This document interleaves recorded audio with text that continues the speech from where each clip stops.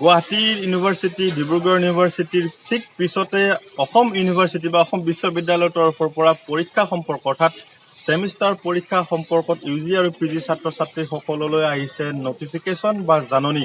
আৰু মই তোমালোকক এটা কথা কৈছিলো ইউজিচিৰ গাইডলাইনখন যেতিয়া আহিছিলে যে ইউজিচিয়ে কোনো বা কিছুমান পৰীক্ষা বিশ্ববিদ্যালয়সমূহক নিজাববীয়াকৈ পাতিব দিছে সিচুৱেশ্যন চাই বা পৰিৱেশ বা পৰিস্থিতি চাই। আৰু সেইটোৱে হৈছে তোমালোকে যদি অসম ইউনিভাৰ্চিটিৰ সেই নটিফিকেশ্যনখন চোৱা তোমালোকক দেখুৱামে মই তাত তোমালোকে গম পাবা যে কোনো পৰীক্ষাৰ অসম বিশ্ববিদ্যালয়ে অফলাইনো পাতিবলৈ যোজা কৰিছে। আচৰিত কথা। হয়তো এনেকুৱা হ'ব পাৰে যে অসমৰ যিটো পৰিস্থিতি তাতকৈ হয়তো অসম ইউনিভাৰ্চিটি বা অসম বিশ্ববিদ্যালয় য'ত আছে সেই পৰিৱেশ বা পৰিস্থিতি অসমতকৈ হয়তো অকণমান দুৰ্বল বা শিথিল হৈ আছে, সেইকাৰণে অফলাইন পৰীক্ষা পতাৰ কাৰণে চিন্তা কৰিছে বা যোজা কৰিছে। বৰষুণ পৰি আছে তথাপিও তোমালোকক নকৈ উপায় নাই।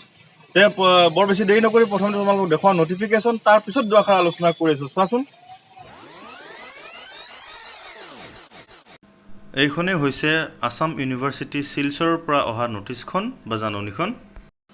আৰু ইয়াত পৰীক্ষা সম্পৰ্কে থকা এই পইণ্টকেইটা মূলকেইটা তোমালোকৰ লগত আলোচনা কৰিছোঁ। চোৱা, ইয়াৰ ফাৰ্ষ্ট পইণ্টত উল্লেখ আছে যে নন CBCS TDC ছেমিষ্টাৰৰ যিবোৰ টাৰ্মিনেল পৰীক্ষা সেই টাৰ্মিনেল পৰীক্ষাবোৰৰ লগত এৰিয়াৰ আৰু বেকলগ যিবোৰ ছাত্ৰ ছাত্ৰীৰ আছিলে সকলোবোৰৰে পৰীক্ষা 8 পৰা 28 ছেপ্টেম্বৰ তাৰিখৰ ভিতৰত হ'ব আৰু অফলাইন হ'ব পৰীক্ষাটো। ছেকেণ্ড পইণ্টটো 6 ছেমিষ্টাৰ বা টাৰ্মিনেল ছেমিষ্টাৰৰ উপৰিও এৰিয়াৰ আৰু বেকলগ পেপাৰত কুৱেশ্যন পেটাৰ্ণবোৰ কেনেকুৱা থাকিব তাৰ ওপৰত উল্লেখ আছে। তোমালোকে ইয়াৰ স্ক্ৰীনশ্বট মাৰিও তোমালোকে ইয়াৰ বিষয়ে জানিব পাৰিবা। মই মাথো পৰীক্ষা সম্পৰ্কেহে তোমালোকক জনাইছোঁ। নেক্সট 3 নম্বৰ পইণ্টটোত চোৱা, LLB কোৰ্চৰ কাৰণে যিটো টাৰ্মিনেল ছেমিষ্টাৰ পৰীক্ষা সেইটো ইয়াত উল্লেখ আছে যে ছেপ্টেম্বৰ মাহতে হ'ব, কিন্তু ইয়াত শ্বিডিউলটো উল্লেখ কৰি দিয়া নাই। হয়তো আন এখন নটিফিকেশ্যনত ইয়াৰ বিষয়ে সবিশেষ আহিব। নেক্সট 4 নম্বৰ পইণ্টটো গুৱাহাটী বিশ্ববিদ্যালয়ৰ লগত একে, আৰু ইয়াত উল্লেখ আছে যে TDC ছাত্ৰ ছাত্ৰী CBCSৰ যিবোৰ ইণ্টাৰমিডিয়েট যিবোৰ পৰীক্ষা সেই পৰীক্ষাবোৰৰ ইভেলুৱেশ্যন কৰিব দিছে, অৰ্থাৎ ছাত্ৰ ছাত্ৰীসকলক প্ৰমোট কৰাই দিব দিছে ইণ্টাৰনেল এছেছমেণ্ট আৰু প্ৰিভিয়াছ এক্সামৰ মাৰ্কছৰ ওপৰত ভিত্তি কৰি। অৰ্থাৎ ইণ্টাৰমিডিয়েট ছেমিষ্টাৰসমূহৰ পৰীক্ষা পতা নহয়।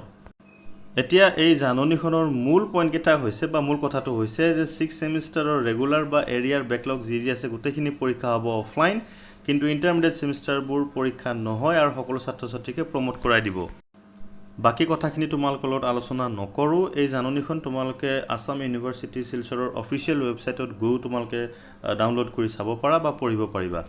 এয়াই আছিল জাননীখন। আৰু তোমালোকে গমেই পালা যে নন CBCSৰ যিখিনি পৰীক্ষা সেইখিনি অফলাইন পাতিব, আৰু LLBৰ যিখিনি পৰীক্ষা তাৰ কাৰণে সেইটো টেণ্টেটিভলি ৰখা হৈছে। তাৰমানে তাৰ বিষয়ে বা তাৰ সম্পৰ্কত বা তাৰ বিষয়ে হয়তো নটিফিকেশ্যন আৰু নতুনকৈ আহিব পাৰে।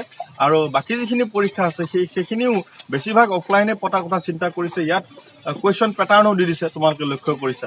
পৰীক্ষা এনেকৈ চলাবলৈ যোজা কৰিছে, চিন্তা চৰ্চা কৰিছে। এতিয়া সেই ইউনিভাৰ্চিটিখনৰ অন্তৰ্গত যিমানখিনি ল'ৰা ছোৱালী আছে যদি সেইখিনি ঠাইৰে হয় তেনেহ'লে বাৰু চিন্তাৰ কোনো কাৰণ নাই। কিন্তু আমাৰ অসমৰ ইয়াৰ পৰা বা আমাৰ এই জেগাখিনিৰ পৰা যদি এই ঠাইখিনিৰ পৰা যদি কোনোবা ষ্টুডেণ্টে তাত গৈ পঢ়ি আছিলে, হয়তো লকডাউনৰ কাৰণে ইয়াত আহিছে, এতিয়া সেই অফলাইন পৰীক্ষা দিবৰ কাৰণে আকৌ যাব লগা হ'ব পাৰে, সমস্যা হ'ব পাৰে। গতিকে এই সমস্যাবোৰৰ সমাধান অসম ইউনিভাৰ্চিটিয়ে কেনেকৈ কৰে সেইটোৰ বিষয়ে মই নাজানো। তোমালোকক খালি ইনফৰমেশ্যনটো দিয়াহে মোৰ দায়িত্ব আছিলে। ভৱিষ্যতে কি হয় দেখা যাওক। পুনৰ এটি নতুন ভিডিঅ'ত খুব সোনকালে তোমালোকৰ সন্মুখত উপস্থিত হ'ম। তেতিয়ালৈকে মোক বিদায় দিয়া। ধন্যবাদ।